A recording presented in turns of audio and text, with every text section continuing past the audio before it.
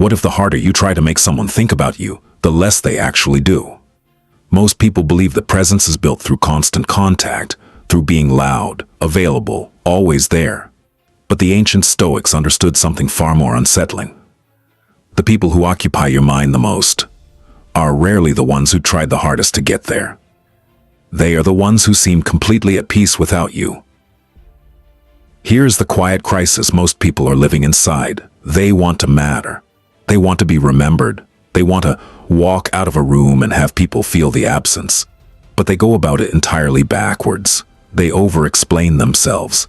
They seek validation through conversation. They post, they perform, they mirror what they think others want to see. And the result is always the same. People feel their neediness before they feel their value. Think about this. Have you ever known someone who constantly reminded you of how busy they were, how important their work was, how much they had going on? And the more they said it, the less you believed it. Because people who are truly living a powerful life rarely have time to announce it. The problem is not that people lack confidence. The problem is that they are looking for proof of their value in the eyes of others. And you cannot build something lasting on someone else's approval. The human mind is wired for reaction. When someone ignores us, we reach out. When someone undervalues us, we try to prove our worth. When someone moves on, we suddenly become desperate to be remembered. This is not weakness, it is biology. The fear of social exclusion activates the same neural pathways as physical pain. No, your nervous system cannot easily distinguish between the two. So the impulse to chase, to explain, to defend yourself, that impulse is deeply human, but impulse is not wisdom. Pause for a moment and consider what you have lost by reacting from that place. How many conversations that lowered your dignity? How many messages sent from anxiety rather than intention? How many moments where you gave your power away simply because you could not tolerate the discomfort of being still? Marcus Aurelius wrote in his private journal, "Never meant for anyone else to read." You have power over your mind, not outside events. Realize this, and you will find strength, not perform strength. Find it. There is a difference. The Stoics were not interested in how they appeared to others. They were obsessed with who they actually were when no one was watching. Epictetus, born a slave, and later one of the most respected philosophers of his age, taught that the only thing truly yours is your response, not what happens to you, not what people say about you, only how you choose to meet it. This is not a passive philosophy, it is an intensely active one. Because choosing your response, especially when every emotion in your body is pulling you toward reaction, that requires immense discipline. And discipline, real discipline, is magnetic. Here's where most people fall into a trap they do not even recognize they are in. They confuse being mysterious with being cold. They think that to be remembered, they must either perform constantly or disappear entirely. So they oscillate. They are everywhere, then nowhere. They overshare, then vanish. They seek attention, then resent the people who see through it. Carl Jung called this the shadow, the part of ourselves we refuse to look at directly, the insecurity we dress up as confidence, the hunger we disguise as indifference. The trap is not vulnerability. The trap is pretending the vulnerability is not there, while it quietly controls everything you do. People sense this, not consciously, but they feel it. And what they feel is not strength, it is effort. And effort, when it comes to presence, reveals need. The shift is subtle, but it changes everything. Stop trying to be unforgettable and start becoming undeniable. An unforgettable person performs. An undeniable person simply exists in a particular way. They have a relationship with their own time that makes you feel their life is genuinely full. They listen more than they speak. When they do speak, they mean it. They do not argue to win.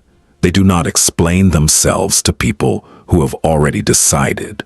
They are not available for every emotional crisis that is not theirs to carry. Imagine this situation. You know someone who, when they walk into a room, does not announce themselves. They do not need to. Something shifts in the atmosphere, not because they are performing, but because they are actually present, fully inside their own skin. undistracted by how they are being perceived. That quality cannot be faked. It can only be built. Look honestly at your life. Think about your workplace. There is always someone who responds to every slight with immediate defensiveness, who takes every piece of criticism personally, who needs to have the last word in every disagreement. And there is usually someone else, quieter, who absorbs the same criticism, adjusts what is worth adjusting, and continues working. One of these people lives rent-free in every conversation. The other lives rent-free in every mind. Or think about social pressure. The person who agrees with everyone in the room to avoid conflict is forgotten the moment they leave, because there was nothing to hold on to. But the person who calmly holds a different view, not aggressively, not desperately, just clearly, that person stays in your thoughts long after the conversation ends. Socrates was sentenced to death largely because he refused to stop asking uncomfortable questions. He could have softened his position. He chose not to, and 2,500 years later, we are still thinking about him. There is a lesson in that, Seneca wrote. It is not that I am brave. It is that I know what is worth fearing. Most people fear being forgotten. The Stoic fears something different. They fear living in a way that deserves to be forgotten. That is the inversion. The obsession moves inward. Instead of managing your reputation, you manage your character. And character, unlike reputation, cannot be taken from you. Aristotle described this as eudaimonia, often translated as happiness, but more accurately understood as human flourishing, living in full expression of your best capacities, not for applause, but because it is what you are here to do. When you begin living from that place, something strange happens. You stop needing people to think about you, and almost immediately, they start. Let me ask you something directly. When was the last time you did something meaningful that no one witnessed? When was the last time you held your position in a conversation without needing the other person to agree? When was the last time you were truly comfortable with your own silence? Because how you behave when there is no audience is exactly what shapes the energy you carry when there is one. People read you before you speak. They are reading something much older than your words. If this perspective resonates with you, consider subscribing. There is more to explore here, and every video goes deeper. Here's what mastering this mindset actually produces over time. You stop bleeding energy. Every moment you spend managing perception, defending yourself against imagined judgments, or chasing validation from people who were never fully present to begin with, that is energy you are not using to build something real. When that energy comes back to you, and it does when you stop leaking it, you become capable of a quality of focus that most people will never experience. And focus, sustained over time, creates a life so specific to you, so clearly shaped by your own values and vision, that it becomes genuinely difficult for people to stop thinking about you. Not because you demanded it, but because there is simply nothing else like it. This is the Stoic advantage. It is not loud, it is not fast, but it is permanent. You do not need to be remembered by everyone. You need to be lived fully by yourself. That fullness has a gravity. It does not pull people in through tricks or performance. It pulls them in the way a planet pulls, quietly, inevitably, simply by having enough mass. Marcus Aurelius, one of the most powerful men who ever lived, spent his nights writing privately about how to be a better man. Not for history, not for admiration, for himself. And yet here we are, centuries later, still returning to those pages. Build something worth returning to. Not for them.